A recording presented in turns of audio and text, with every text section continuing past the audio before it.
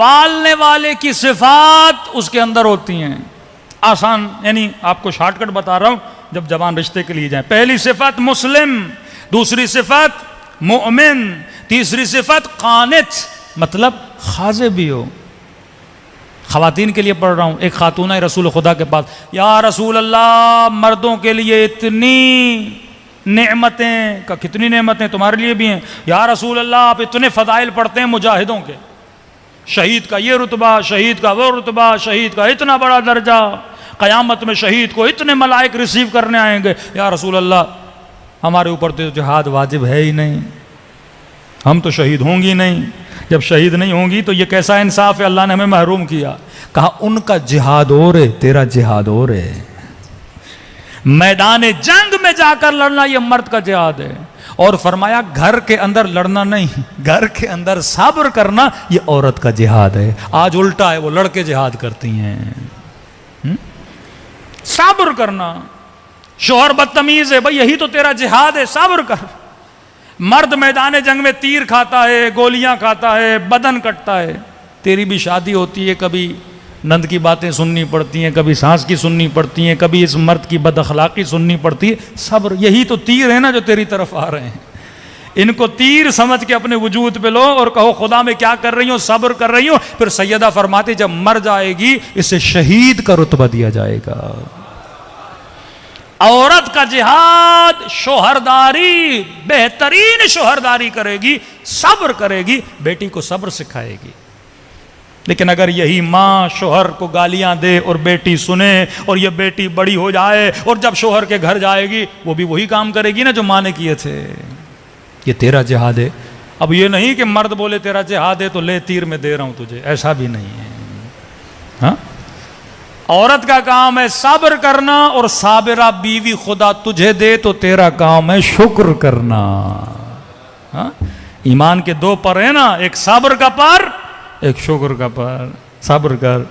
एक जगह हमारे उस्ताद मजलिस पढ़ने गए, मजलिस पढ़ी, भाई एक मुज्तहिद थे, उसकी बीवी बड़ी बदतमीज़ थी, लोगों के सामने बदतमीज़ी की। उसके भाई ने बड़ी गैरत की, का तू बड़ा अजीब शोहर है, मेरी बीवी होती मैं तलाक दे देता, तुझे तो गुस्सा भी नहीं आता। जायज़ गुस्सा, नाजायज़ गुस्सा। कभी कभी आपको गुस्सा आता है, अगले को नहीं आता। उसने कहा देख तेरी फिक्र और है, मेरी फिक्र और है। तुझे गुस्सा आता है, तू अपनी इंसल्ट मानता है। मुझे गुस्सा इसलिए नहीं आता क्योंकि मैंने अली का फरमान पढ़ा है कि अगर बीवी बेहतरामी करे तो मर्द क्या करे, सब्र करे। सब्र ईमान का आधा हिस्सा है। तो वो जो कर रही है करे, लेकिन मैं अपने लिए क्या बना रहा हूँ, जन्नत बना रहा हूँ। तो मौलाना कहते हैं मजलिस पढ़ के उतरे, अफ्रीका में पढ़ रहे थे, तो एक खोजे मोमिन आए। उन्होंने कहा मौलाना साहब मैं क्या करूँ, मेरी बीवी तो बड़ी नेक है, हाँ मुझसे तो बदतमीजी करती नहीं है, तो मैं ये सवाब कैसे कमाऊँ। हाँ अब भाई सवाब कमाने के लिए किसी का गंदा होना ज़रूरी नहीं है।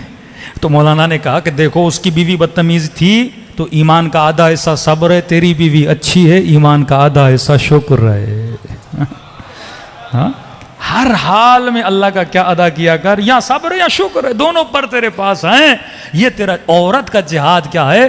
तो पहली सिफत मोमिन, दूसरी सिफत मुस्लिम, तीसरी सिफत कानित खाजे, चौथी सिफत ताइबात, अहले तौबा हो। अहले तौबा का मतलब जो गलती करे उसे गलती का एहसास हो। जिद्दी औरत से शादी न करना जो अटक जाए, हाँ गलती की है बंदा, गलती पे सब्र करे। आबिदात जो अल्लाह की आबिदा औरत हो, नमाजी हो, मुत्तकी हो, परहेजगार हो, अहले मुसल्ला हो, अहले ज़िक्र परवरदिगार आलम हो।